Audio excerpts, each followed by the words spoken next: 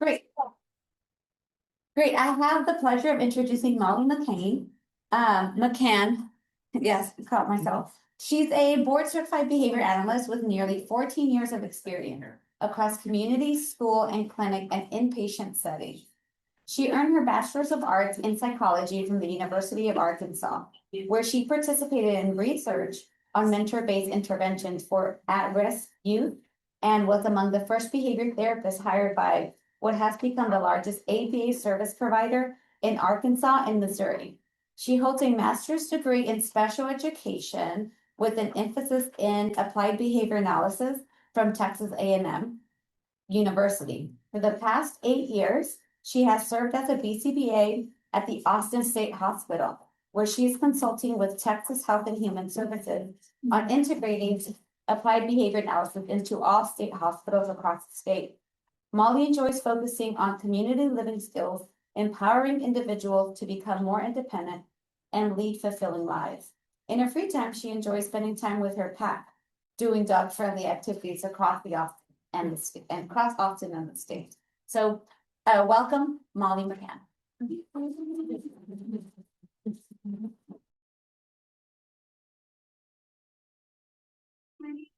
All right. Oh, wait, was I supposed to just do it next or do I have to click? Oh, okay. Awesome. Thank you. So, like y'all heard, my name is Molly McCann. I am a BCBA at Austin State Hospital. I'm just going to refer to it as ASH from now on because that's a lot of words. And those of y'all who, I know you're familiar with ASH. We've got a pipeline, don't we? Yeah. And when I made this presentation, it was 7 years as a BCBA, but it will be 8 in September for me. And yes, I've been in the field for about 14 years. I started when I was 19. Something to know about me, I call myself a state Nepo baby. My dad he retired from DARS, the Division of Assistive and Rehabilitative Services with Health and Human Services. It's now known as the Texas Workforce Commission.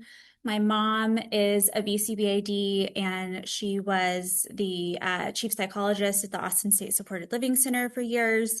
So my whole life, I have been surrounded by ABA and the IDD community. I had my 14th birthday party at the Austin State Supported Living Center, which is kind of weird, but we had to get all these papers signed, and my birthday's the day before Halloween, and so we had a Halloween party for one of the higher needs homes that housed women at the time. So that was really fun. But yeah, I feel like I've been doing behavior change forever. In my high school psychology class, we had to do a project at the end of the year, and I took it a little bit too seriously. And I did ABA with my dog, and we ran out of treats, and so I used potato chips. And so there is a video of me, the only video I've ever posted on YouTube, doing ABA with my family dog back in the day. Not well, not well. My mom's behind the camera, and she's like, "Stop, don't do that, don't, or wait." You can hear, but yeah, I was the only one that made a video, and my whole class was like, "Oh, okay." And I'm like, "This is what I want to do with my life. Yeah, this is it." So I'm very passionate about ABA and the community that I work for and the people that I serve. And I've kind of like Dr. Kelly said previously, she's known for a long time what she wanted to do. And besides that and painting nails, those are my two career options that I was really passionate about. And I'm really lucky. When I was 19, CAC took me in as an intern, and I remember we had a company from Italy that we were watching videos on, and I was like, "Holy cow, you can do everything with ABA. You can do so many things." And I was like, "I'm ready." I found my career path. I looked at grad school programs. I told I don't know if it was director of psychology, whatever he was called at the University of Arkansas. I was in psych stats and I was not doing well. And he was like, "You're going to need this later on." And I was like, "I really actually am not. I know the programs that I want to apply to, and there's no math really. You know, I already know the math that I'm going to be doing. I've been doing it. So whatever. Yeah. It wasn't a great look for me, but I was confident, right? Yes, I've done clinic-based, I've done in-home therapy in Arkansas and here. I still am technically, but I don't have any clients right now, an HCS contract behavior analyst. And so I take people out in the community and do skills. I've done respite care and I've been in the school system doing supports. All right. Oh, wait. Like you'll know, ASH is a inpatient psychiatric hospital here in Austin. It's located on Lamar, right by Central Market. I'm sure some of y'all have seen if you have been in the area or live over there. We've had a lot of construction over the last few years because we were building this new, beautiful, multi-million-dollar hospital with a lot of doors, a lot of badge access. I miss the old Ash a little bit because it was easier to get around, but this one sure is pretty, right? I'm thankful. At ASH, the two ways to get in, you have to be a danger to yourself or others. You can be both, but you have to at least be one. So people come to us from all over Texas. We are currently the only state hospital that provides care for individuals with intellectual and developmental disabilities. And so the unit that I'm primarily on, I have people from all over the state. And sometimes they've come from Louisiana or Georgia by way of a shady group home, and then that wasn't licensed. And then they come to us and I'm like, thank God, we're going to get you actual services. We're going to get you a DID. We're going to get you taken care of. And you'll never go back there again. We have different populations that we serve at ASH. We have the child and adolescent unit that's a completely different building. And we are very lucky in the last few years. I advocated for and got a BCBA hired for the kids unit. I was previously doing work all over and I was drained and I didn't have the ability. I was not working at the top of my license. It was overwhelming. So I'm very happy. She's one of my really good friends and we pulled her from the school system. So she's like really, really good. We have adult psychiatric services. And so those are individuals who come in with mental health crises. They may have charges. We would, I guess, describe them as neurotypical. And it doesn't mean that some of them don't have autism spectrum disorder or other co-occurring diagnoses, but that's the majority of those individuals. And the place that I mostly work is specialty services. On specialty, we have our unit for adults with intellectual and developmental disabilities, autism, traumatic brain injuries. We have a geriatric unit, and so a lot of individuals with mental health issues and dementia and other things like that. And then we have a unit, they're kind of trying right now to make it like the autism light unit, which it's a little bit confusing, but that was previously our treatment refractory unit. So individuals who have had mental illness for a good portion of their life, who have been on 2 antipsychotics, sometimes 3, who really, there's no place for them to discharge and they need a safe place to stay, and ASH is that place. And on that unit, sometimes we'll transfer some of the people on my primary unit who are a little bit less impacted and maybe need more social opportunities, and so they'll go to that unit. But all of the specialty units have group classes together, they have parties, they have activities, and then all of adult psychiatric services do all of their things together on another floor. Kids do their own thing. We do have like big parties and stuff during the holidays and stuff. Kids obviously never come over to the adults, but we do intermingle quite a bit. And something else that I wanted to go over is, I kind of mentioned this earlier, but people with charges. So you can come to the hospital voluntarily. You can show up at our door and you can say, I'm experiencing mental health crises, or I'm going through this really difficult time, or I've lost access to medication and healthcare, and I need what I lovingly call a tune-up. So you can do that. You can be court committed. to the state hospital. You can have your county say this person needs inpatient psychiatric care, and then you'll be discharged when the treatment team deems that you're ready to discharge. And you can also come to us with charges. In the state of Texas, you can be arrested for a crime, and when you are arrested, you get an evaluation by a psychologist. If that psychologist says this person is not competent to stand trial, you then get on a very long wait list and you come to one of the state hospitals around Texas. So the unfortunate thing about that statute in the Texas Administrative Code is that a person can never be formally convicted of a crime, yet they can stay at the state hospital for the entirety of the length of time that they would have been convicted for. So for some of our people, that's 99 to life. Others, it's 6 months, and so it's a really confusing and frustrating situation for myself and my colleagues, because especially with our IDD populations or our autism populations, or even those with severe mental illness, they will never become competent to stand trial. They will never be able to work with their lawyer. They will never be able to sit in a courtroom and act appropriately in front of a judge. And there are ways to get around it, and that is to fight really hard, send really good letters to their county, to the judge, to say, hey, I know this person has a 45 IQ and they stole a candy bar and maybe they lit a Walmart on fire. I know quite a few people who've lit Walmarts on fire. I don't know why it's always Walmart. I don't know.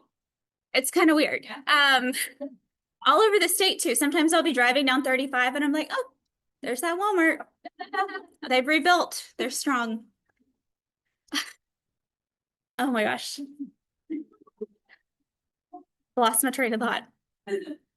But so we can write letters to those courts, to the judges, and we can say, if you drop these charges, they can go to a place called a state-supported living center, or they can get home and community services through the state of Texas. They qualify. Here's all their scores. Here's all this paperwork. Here's this data.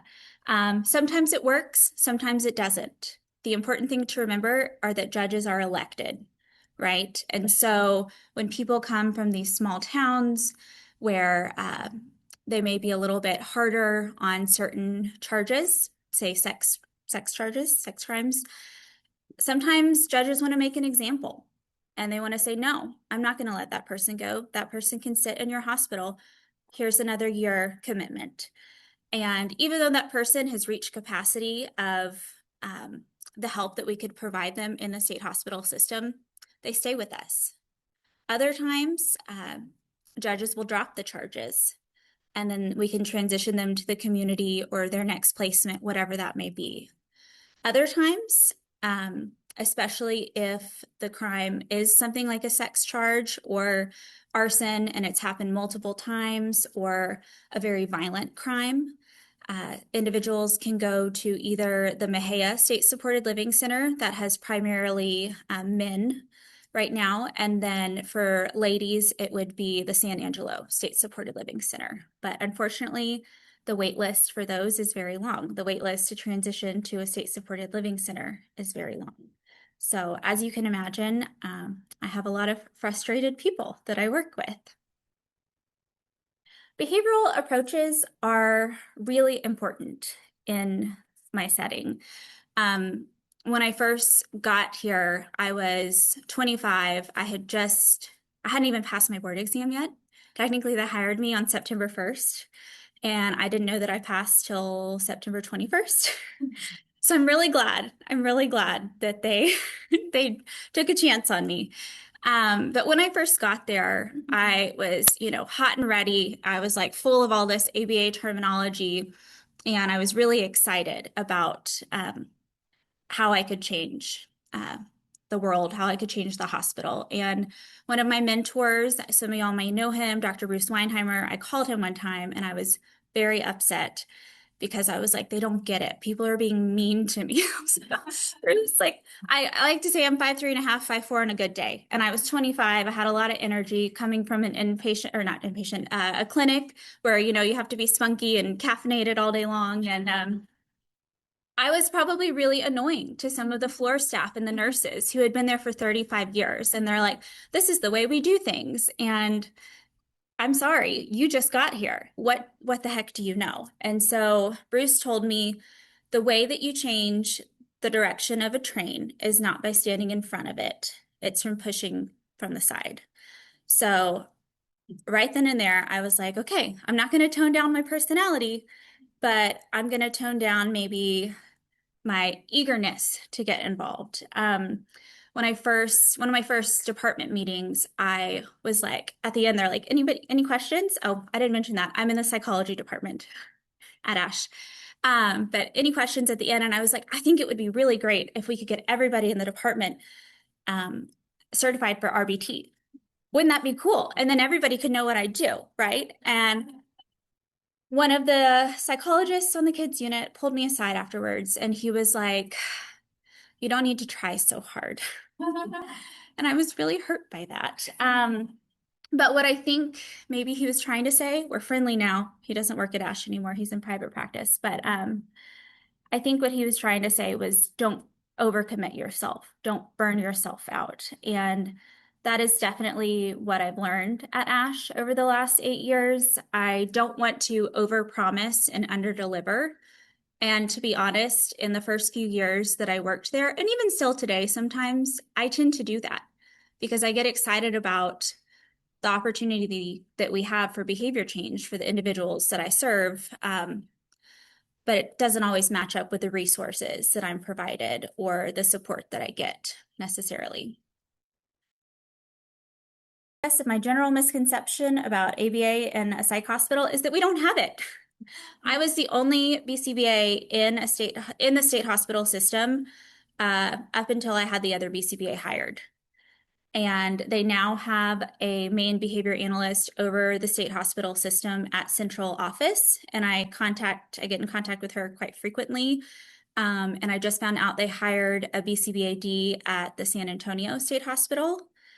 But when I got there, nobody knew my licensure. Nobody knew how often I should be putting in notes. Nobody knew what a behavior plan looked like. And one of the first behavior plans that I wrote actually was like 6 pages long. And I remember they had a behavior committee, and it was chaired by the head of ed rehab. And there was peer support on there, clients' rights, whoever else. And I got it sent back to me, and it had red marks all over it. And I was like in tears over it. And I got pretty peeved, honestly, because I learned a valuable lesson that people who have 15 minutes to get onto their shift aren't going to read a 6-page document, right? And it should be maybe 4th to 8th grade reading level, So I learned some things.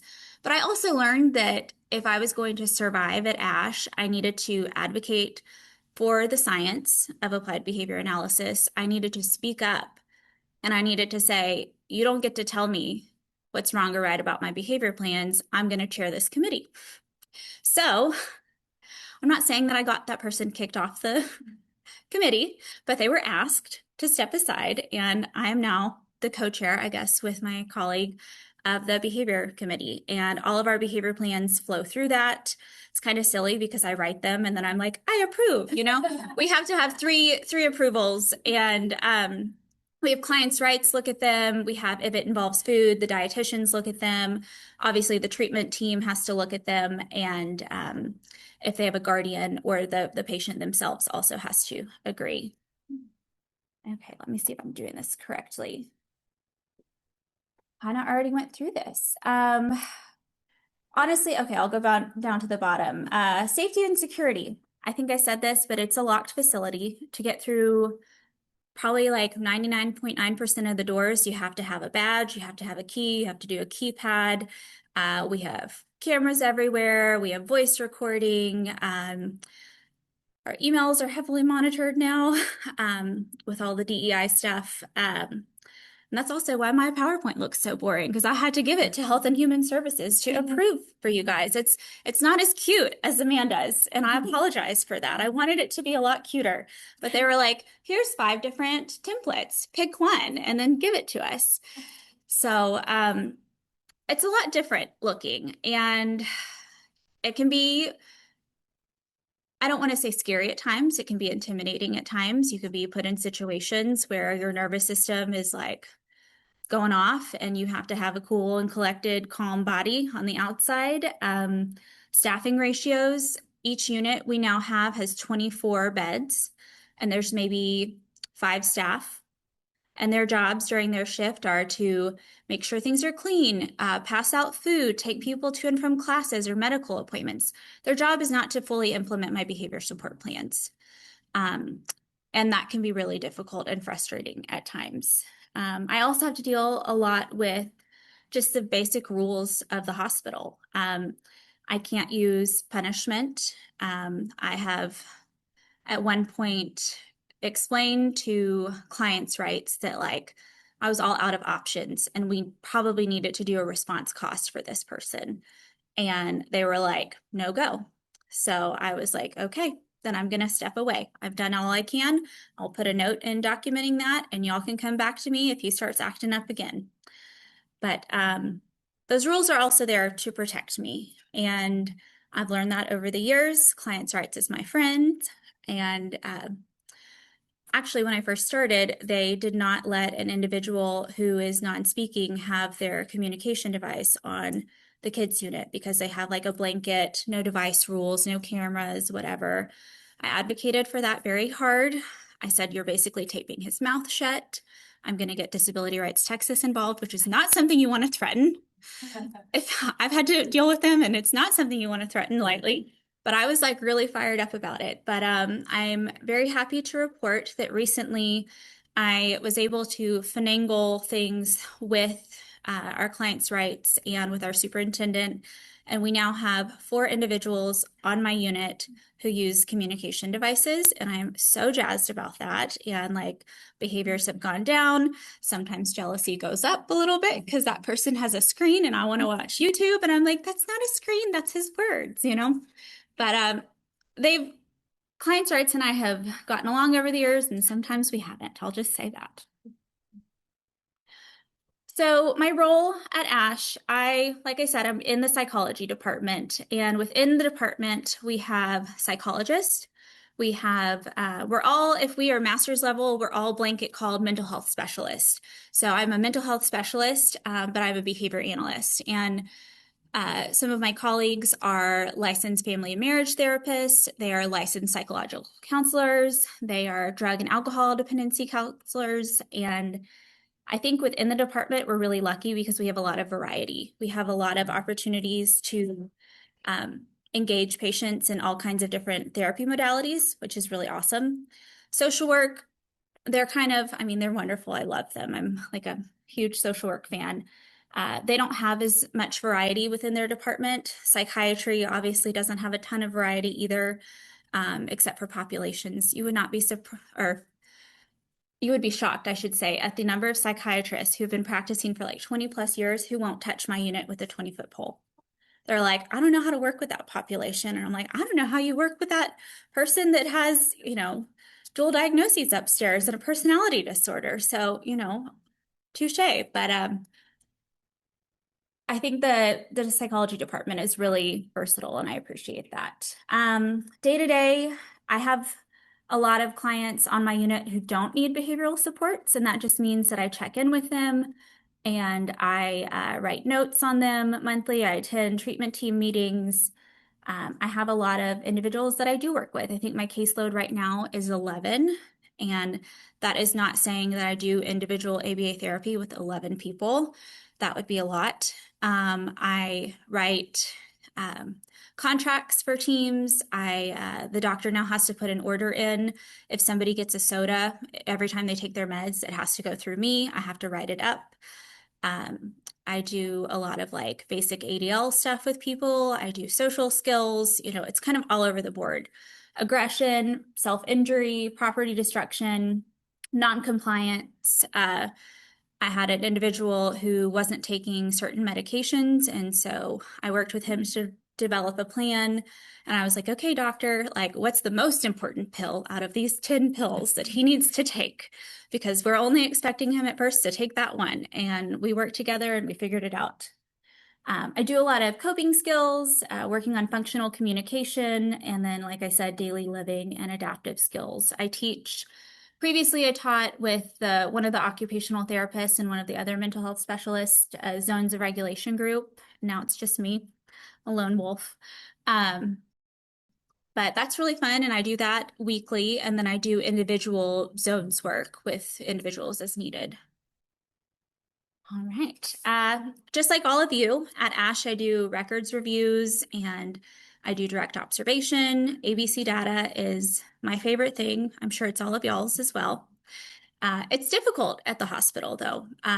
Like a month ago, I had to teach a nurse what a tally was, what a tally mark was, because I wrote, please tally number of times behavior occurs. And she was like, I don't know what a tally is. And I was like, oh, okay. Which is great feedback, because if they don't know how to take the data, they're not going to take the data. And I desperately need that data. I learned very quickly at the beginning of working at ASH that the type of data that we get at a clinic is not the type of data that we get at ASH. It's not the type of data you get at the State Supported Living Center. You're lucky if data is taken at all, because when behaviors occur, when hygiene issues come up, when events are happening, my gosh, the Valentine's self-care day was just, I got no data that day because everybody was getting their nails done and their face done. And I was like, okay, whatever. I'm glad they had a good time, but like, I really needed to see how many times they're intrusive. So I try to use ABA data or ABC, excuse me, as much as I can. We have clickers, I do tallies based on the team, based on the nurses' needs. I change the data sheets up quite frequently. No two people have the same data sheet necessarily. I do functional behavior assessments, just like all of you guys. But one thing I do really consider is the psychiatric symptoms. When somebody comes to the state hospital, we can kind of safely assume it's probably one of the worst days of their lives. Whether they came to us from jail, whether they came to us from being unhoused in the community, whether they are extremely psychotic and doing things that they would never do if they were on medication. I've worked with people who, during psychotic episodes, killed their loved ones. And they filled with shame, they are filled with regret, and they come to us and we agree to help work with them and medicate them properly and rehabilitate them so that they can go back to the community or wherever their next stop is. Trauma is also one of the big things that I consider. When I first started working at ASH, I was very lucky that I had my own office because I cried all the time. I would read police reports before somebody got there. We get a packet. It's always called a packet, and it's whatever records the last person had, wherever they came from. Sometimes it's hardly any records at all. Sometimes the records are incorrect, or the mental health authority copy and pasted the wrong history into the person's report. And so we think we're getting a totally different person. That's a fun one. That happens frequently, actually. But reading through trauma histories, reading through police reports of what people have been through, and then realizing that trauma can be an EO for somebody. Trauma can be the reason why they're functioning the way they're functioning. Their psychosis can be the reason why they're functioning the way they're functioning. And so doing an assessment, but knowing that potentially in a couple months, that person's going to look totally different. Some of the limitations and adaptions that I make in the inpatient environment are that sometimes the FBA isn't really this long, drawn out document. It's something thrown together and with the anticipation that it likely will change in the coming months. Sometimes that annoys the mental health authorities, but I just like to send lots of copies of things. So at the hospital, we do just your basic behavior support plans. We're working with central office right now to kind of streamline what those look like. we're getting new charting software in 2027. So nothing at the state happens quickly. Look, when we got wireless mices, I don't know the plural of a mouse, we got those were getting snatched left and right. People didn't know what to do with something that didn't have a wire on them. So like you can imagine new charting software is going to blow people's mind in a few years. I guess it's only 1 year away now that it's 2026, but I'm working with them on figuring out a way where I don't have to put everything into a Word document and I can just type everything in and things repopulate. And I'm like so jazzed about that. I'm sure that's going to help you too. I keep just referring to Amanda because she works at SSLC, or I don't know if you still do. No, never mind. Okay. For the flight now, but Okay. Well, are still there. yes. Okay, cool. So, yeah, doing a lot of that stuff. But obviously, just like everybody else, we do an emphasis on antecedent interventions. I would rather somebody learn coping skills than have to get restrained 15 times in a month. We practice safe replacement behaviors. I do a lot of reinforcement schedules. Actually, all the units in specialty now have a point store. And so it's a group token economy and it's based on class attendance. They used to try to do it with ADL data and everything, and it was just a mess. Like we couldn't take proper data. The data wasn't getting into the system and points were all over the place. And so we've just done class attendance, but that's still exciting enough for people. And they're coming and they love Point Store Day. It's every Friday. And we actually have a point store that I helped develop for one of the upstairs units, who is one of the more acute units. And we saw a huge increase in bathing and medication compliance. And people didn't think it could be done because, you know, why does somebody care if they get a really cool shampoo or a thing of macaroni and cheese? And I'm like, well, when you live at the state hospital and you've not seen Kraft macaroni and cheese for 3 years and you have the state issued nasty shampoo, guess what? It's exciting and it's worked. And I'm very excited about that. So something that I also learned when I first started working at ASH is that I don't work with a bunch of BCBAs anymore. I don't work in a clinic that speaks my language. I work around a lot of people from a lot of different disciplines, a lot of backgrounds, different backgrounds, a lot of different countries even. I work with psychiatrists, psychologists, all the different mental health specialists, social workers, dietitians, psychiatric nursing assistants, or PNAs, and that's the floor staff, medical doctors, rec therapists, music therapists, all these different disciplines who have their own opinions of things. They have their own ethics codes. They have their own beliefs that they're bringing into the workplace. And I learned pretty quickly that my job is not the main gig here, like it was at the clinic. My job is complementary to everything else. It's part of the puzzle. And that's, I don't work with every single patient. I don't work with 200 people at ASH, but most of the patients do know me because I try to make myself available and known. And I tell everybody that I'm the person that helps get them what they want in a safe and healthy way. That's I learned really quickly that if I talk about behavior, people get turned off really quick. So I've learned to announce myself in that way. But working with all those different people means that I have to align my behavior plan with medication regimens. At the end of the day, we're a psych hospital. People are there to take medication. They're there to do competency restoration. And so maybe showering at least 3 times a week is not their main goal right now. And sometimes I have to step aside a little bit and let these other disciplines kind of take the front seat. I work with OTs, PTs, speech therapists, and I work in tandem with them sometimes, and then I work separately from them. And then also aligning, kind of like I said earlier, the plans that I make with hospital policies. And then also it's really important that I work with all 3 shifts. We have a 7 to 3, 3 to 11, and then an 11 to 7.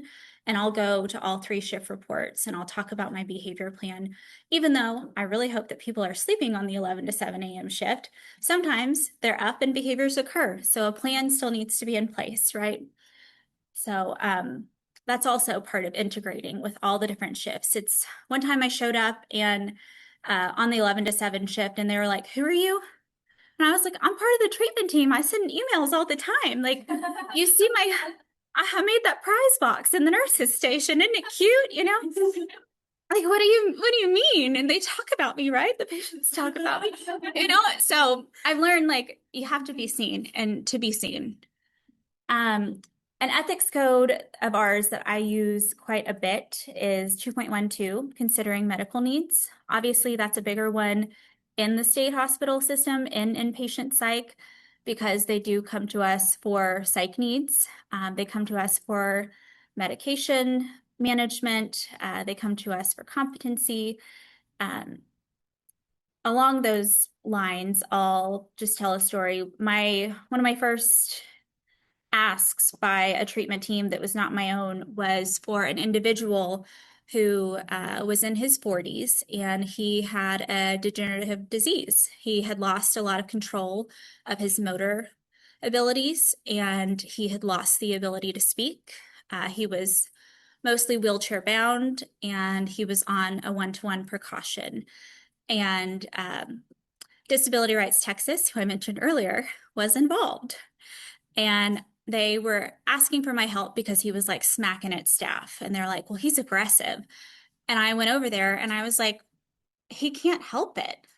And like, yeah, I could take data, but like, I don't fully know for sure if that's even going to be accurate data. You know, he can't tell me. He can't, we really just don't know at this point. And we could take all kinds of data all day long. But the fact was, he was becoming more impaired from this disease by the day. And so I initially was like, "I can't help, you know, that's outside of my scope, that's outside of my bounds." And then Disability Rights Texas comes in with their lawyers to the next meeting. And they're like, "Oh, we know you sent that email, but you have to help at this point." And I freaked out because I was like, I don't know what to do.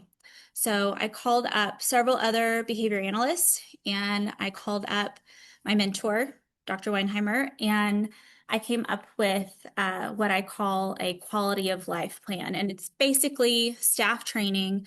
It was teaching the staff, hey, give this, you know, pull out a vanilla and a chocolate pudding, see which one he looks at longer, and we can assume that maybe that's the flavor that he wants to eat. Or, hey, staff, use this schedule, you know, or, hey, staff, talk to him and tell him what you're going to do, touching his body, what his schedule is the next time you do it, you know, tell him you've soiled yourself. We're going to go and change, and I'm going to help you do this. And then after that, we're going to go do this. And so to me, it was these things that I was like, they're no brainers. And I bet they're no brainers to a lot of you guys too, all of you. But it's not no brainers to people who don't have our experience. So I learned very quickly. I tried to use that ethics code. But I figured out a way to work within it. And another example of that, I have an individual who is non-speaking, and he's had a lot of ear infections over the last year. He just got surgery to get tubes put in his ears, but I've been taking data for 3 months to give to the mental health authority to prove, for lack of a better word, that he needs to be at a state supported living center, that he is not safe to go to a group home because he will wander away. He will get hit by a car. He does not have the ability to communicate. He does not use a communication device. He does not really use ASL. And they were wanting all of this data, and he kept getting sick. And so I was trying to explain, because they were like, "Well, why can't you still take data?" I'm like, "Because he's in his room and it looks like he's withdrawn and he just doesn't care. And the data will show you he hasn't been intrusive. He hasn't tried to elope for the last week and a half. But guess what? He's hurting. He's not feeling good. And during this time, his father had passed away. And so he was grieving. He was experiencing symptoms of depression. And the mental health authority was like, "I don't understand. Like, where's this data?" I'm like, "I'm not giving any data to you. I'm putting a pause on it. I'm putting a phase change line. We're saying he was sick. We're going to see when he gets better. When he comes out, the first time he smiles, I'll start taking data again." But I was able to use that code during that incident as well. A lot of what I do is training direct care staff and nursing staff. Our floor staff fall under the nursing category, so their direct boss is the charge nurse on every unit. So I work a lot with nursing, and I have to get a lot of buy-in from them and then get buy-in from each shift and each individual. Uh, I spend a lot of time on the units just ensuring fidelity among the shifts and then among different staff members too. I do a lot of coaching on the units. I come in and I just say I'm modeling all the time. I just come in and like talk to patients and like sometimes I'm extra loud about it so that I know that staff are listening. And I'm like, this is how you talk to a person who's upset. We don't raise our voice, we get down to eye level. And like again, it seems like basic stuff, but like it's constant. And even staff that have been working there forever, I'm still like, hey, what was a better way that we could have handled that situation? And I also have to remember I'm not those people's boss at the end of the day. And so I have to be very careful about how I address certain situations. I address a lot of staff burnout and turnover. Even though I do own 3 magic wands, you cannot use a magic wand to change behavior, and staff know that. And so I do a lot of teaching about, hey, this person has used this behavior for the last 20 years of their life because it got them what they wanted. Do you really think in the month and a half that they've been here that they're going to stop engaging in that behavior? Like, we need to work with them. And I promise you that change is coming, but it's going to be slow and it may not look what you think it looks like. I do a lot of managing expectations about what behavior change can actually look like within the walls of the hospital. And my goal is always to create behaviorally informed units and create a culture where we utilize the ABA language. And that's been really exciting over the last few years. I like hear psychiatrists use language that I use, or they start actually talking about functions correctly. That's a big one. It's all exciting stuff to me. Okay, ethics and legal considerations. Like I said, I always operate within our code. And like I said earlier, I work with a lot of individuals who work within their own codes of ethics. And sometimes our ethics codes don't always align. There's a lot of stuff that I can do that maybe a psychiatrist can't really do, or a social worker. I am brought in randomly enough to have a lot of like mediation conversations between patients. I like to come in and just like play dumb, and I'm like, I heard this thing went on, and can you guys tell me about it? And like I feel like that's a lot where like my SPED training comes in, and just working in a clinic setting, especially with younger individuals.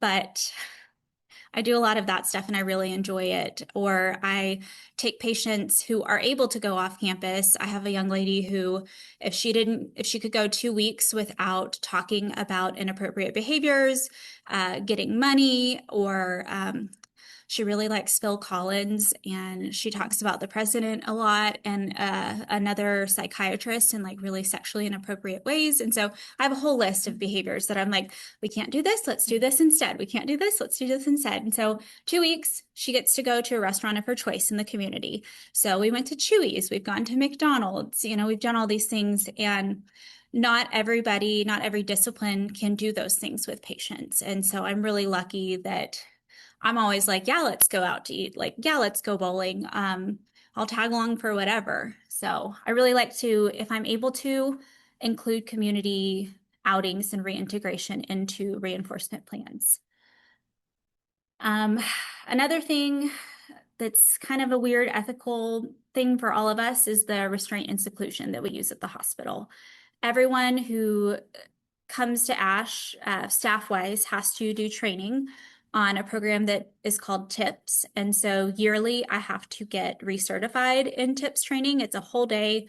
It sucks. Luckily, if you're a clinical staff, they don't make you do the chair restraint part of it. Nobody wants to put somebody in a hold, but we're all trained how to do that. I have had to do that before. I've had to assist, but my main job during those times is to remove the peers from the area, or try to help de-escalate the patient. Or once they're in the chair, I talk to them and I ask them what happened, and we try to co-regulate with each other. And so it's not my favorite part of the job. I don't love hearing codes. I feel like I'm always like very triggered when I hear it. And I've run before, and it's been a really tough situation, and it's tough for the patient, it's tough for the staff. So part of my job is also talking to the staff afterwards and trying to process the situation and talk about what we could have done better and what we could have done to prevent those situations and how we're going to go moving forward. For all my plans, I also have to get informed consent and contact patients' or clients' rights. So if a patient has a guardian, I go through them and they have to approve the plan. If the patient is their own guardian, then we ask them, obviously, and it's really fun because sometimes they change their mind. Based on the day, if they don't like me or not, if they're mad at me, they'll be like, I don't want to do my plan today. And I'm like, okay, that's fine. We'll put a pause on it, but that's just one more day you're going to have to work to get, whatever you're working for. I have that happen quite a bit. We also utilize the 3-doctor rule. That's a common thing that we use at the state level and also in hospitals when a person is not able to consent for various reasons. 3 doctors will come together and review the information and decide, yes, this person should engage in this treatment because it will benefit them. And there's all kinds of documentation with that, but we'll do that as well. Some of the challenges of working at ASH, there's quite a few. I would say that the good outweighs the bad, but just the high patient acuity and the instability. Like I said, people don't come to ASH happily. Some actually do. I changed my mind. Some actually do. When I was younger, I had a friend who lived at the State Supported Living Center, and she would threaten all the time, I'm going to act up so I can go to ASH, because ASH is a party. I had a patient come and he was like, I missed you guys. I missed all the parties that we have. I missed the pizza, because I do a lot of fun stuff. Not just me, everybody does, but I like to do hot chocolate bars and ice cream and Weird Food Wednesday and all these different things. And so we do make it fun, but people generally do not come to the hospital happily. They come not themselves. And so it can be challenging. I've been asked on day one of a person, even before they admit, like, we know this person's coming, you're going to have to work with them. And I'm like, I don't know them yet. I don't know what to do. I can guess at what to do, reading the chart and looking at the documentation, but I need some time. And sometimes people get pissed off at me because they're like, they need a behavior plan now. We need something now. And I'm like, you don't understand. In my science, we have to do a lot of pre-work before we actually get the plan out. And even though I've worked there 8 years, they still get annoyed with me when I'm like, I need a month, just please. And that doesn't mean I don't do patient or staff training and I build rapport and everything during that time, but nobody's going to force me to get a plan out faster than ethically possible. And sometimes I rub people the wrong way doing that. There's a lot of resistance or misunderstanding of our science at the hospital, or just honestly statewide, up to the central office of Health and Human Services. It's gotten a lot better over the years. I've consulted a lot with other state hospitals when they have severe cases. And now that we have the central office behavior analyst, she now has to travel and do all of that.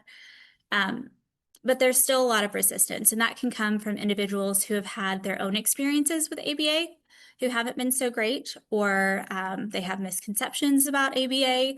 They think I'm just training somebody to be perfect or like an animal. And that's just not the case. I like to say that ABA is very personalized, it's very person-centered, and let me show you how.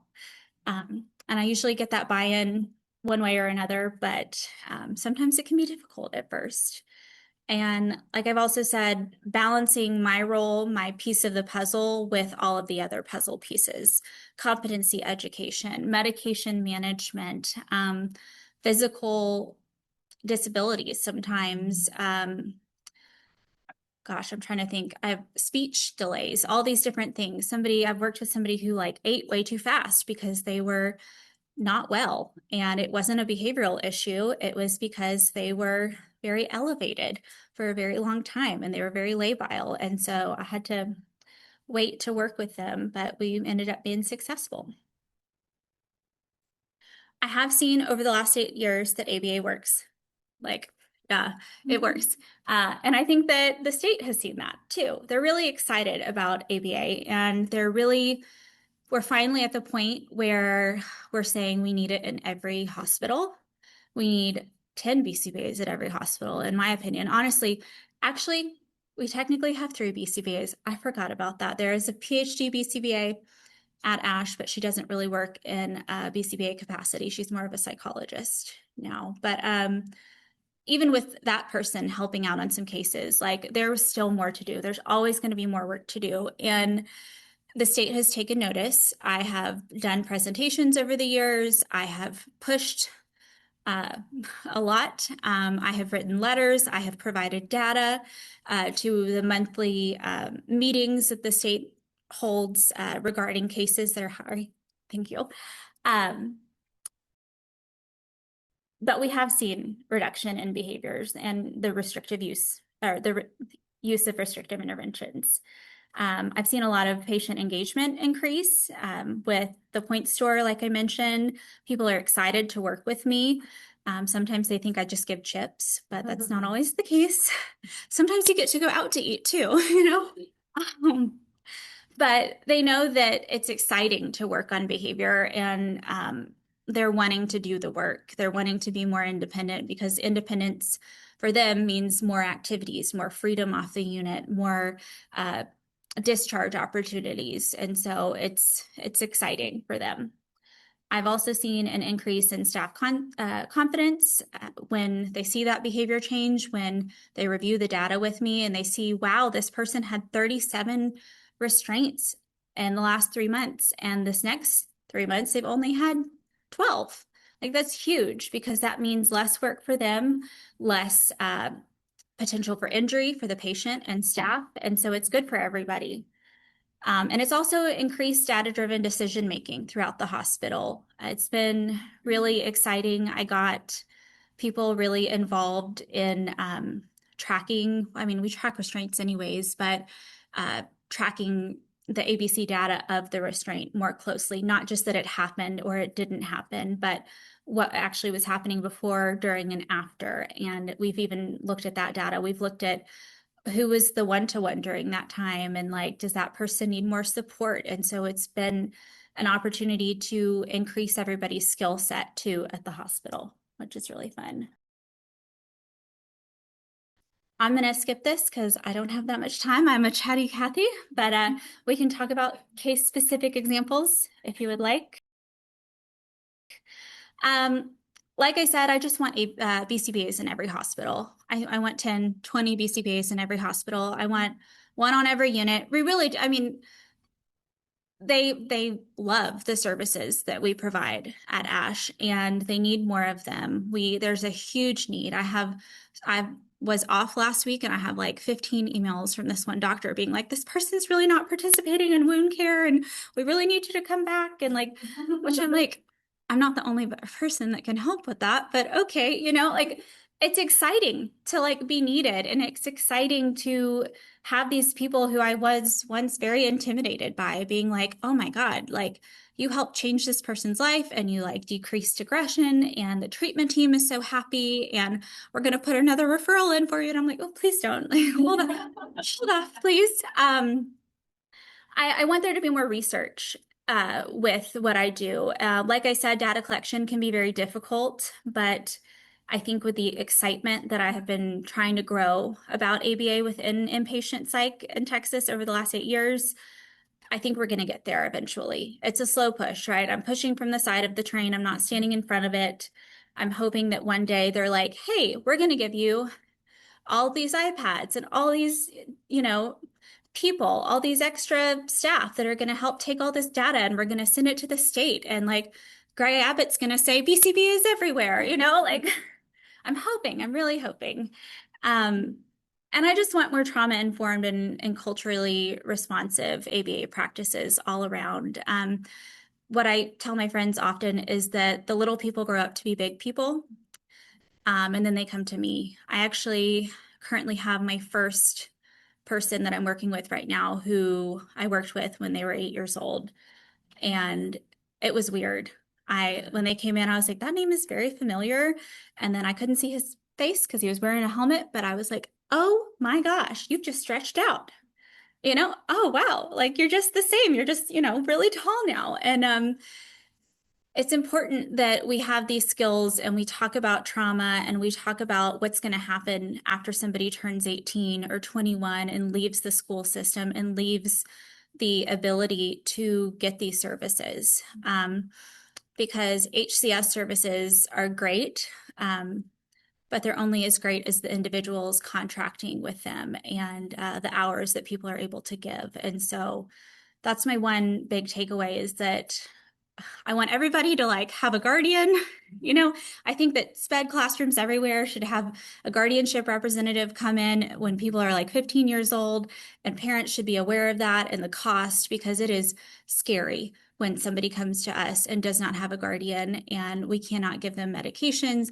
We cannot, help them discharge because the guardianship process is a very lengthy one. And so there's a lot that I would like to do with ABA and teaching people who are in the community and preparing people. I don't want everybody to come to the hospital. I really don't. But if they do, I want them to be prepared. And I love when I see people who have had ABA. It's a huge difference between individuals who had years of ABA and those who didn't at the hospital. And I want you all to know that you're doing amazing work. And I really appreciate it, because when they get to me, it's like, wow, it's a huge difference.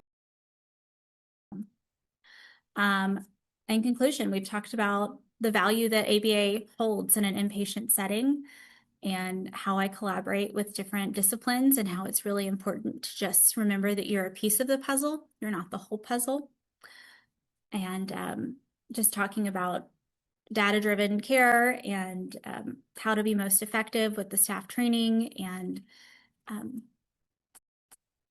guess that's it. Thank you.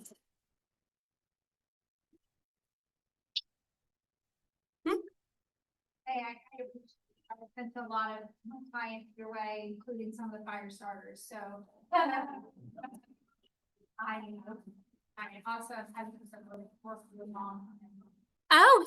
She did a lot of training with health, and I've done it in the past, so he's really, really, her mom is amazing. Yeah, and I tried to get one of my guys to you, and that was a fun experience. Oh yeah, I remember that day very well. Oh, we've said. But I do have a question about apps. I've been trying to get some kids in there, and okay, is still closed. It wouldn't be. It would. It's either at I don't think it's at capacity. Okay, that's not. No. So, well, the building it's tricky, and they don't give us a lot of information. They built that beautiful building in 2007. They have a pool over there. Awesome, right? They closed that building. I'm pretty sure they sold the land because it's expensive, and they moved the kids over into the adult psychiatric building where the old and then they moved all the adults into the big building, and they have plans to move the kids into the big building. And I'm like, I don't know how you're going to do it, because there's a lot of things that come into play when you do that. And they're talking about building a cage on the roof. They call it an enclosure, and I was like, an enclosure is an expensive cage, for the kids to have a place to play. It's just, I can talk all day about that, but no, the kids unit is open. Do you know how to contact the mental health authority to get them on the list? Okay.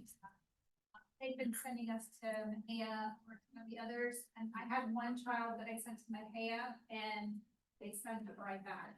They were staying 2 minutes behavior. What about oh gosh, I can't. There's a hospital, and I cannot remember which one, who is now opening a children's unit that's going to be really big, and I cannot for the life of me remember which one it is. But do you know of Waco Center for Youth as well? Okay, so, and then Oh, wow. Yeah, thank you. Yeah. Okay, do y'all have any other questions? I know we have lunch after this, so. It might be, not a very relevant question, but do you guys ever need volunteers or community outings for enrichment or things like that? Is that possible at the state level? So there's an organization called Friends of Ash, and they put on we do a bunny run 5K that happens Easter weekend every year. There's a group that does our Christmas party, holiday party every year, and there's pizza and stuff. After COVID happened, it kind of like split and we lost some activity coordinators who had all those connections. Yeah, I still get, yeah, yeah. Friends of Ashes, they just did an art show and yeah, so there's pet partners. Hopefully my dog will pass this time. I don't know. He wasn't ready 2 years ago, but he's ready now. But if you have a dog that wants to be a therapy dog, we're about to do the next batch of pet partners. And so you can come to the hospital and bring your dog and yeah, it's fun. Yes. Do you use any formal risk assessment to happen or is it very controlled environment with that not? Yeah, so we actually have we have a violence risk assessment that's only done by psychologists and psychiatrists. And so that's a totally different thing. That's with, gosh, I didn't even talk about that, our not guilty by reason of insanity people, friends who are transitioning to the community eventually. But we do, I mean, myself and the other BCBA do different kind of assessments left and right, based on what's needed. I do a lot of Vinelands and ICAPs and stuff for the community too, to give out to the mental health authorities. But as far as like an ABA risk assessment, we don't do a ton of them. So yeah. Yes. What's the referral process for children? Can parents go and take their children? Is it a referred by professional? Okay, unofficially, if you know somebody who is in a crisis, you show up. Okay, you didn't hear it from me. You show up at admissions. One time I opened the door to specialty services and there was a young lady in 4-point restraints on a hospital bed and they were trying to push her into my unit. And I was like, oh, no, over there, down the way. But typically through the mental health authority, so for the Austin area, Bluebonnet or Integral Care, if it's on the IDD side or just the regular MHA, get with those liaisons and then they will get you into the hospital. How would that be different than showing up at Dell?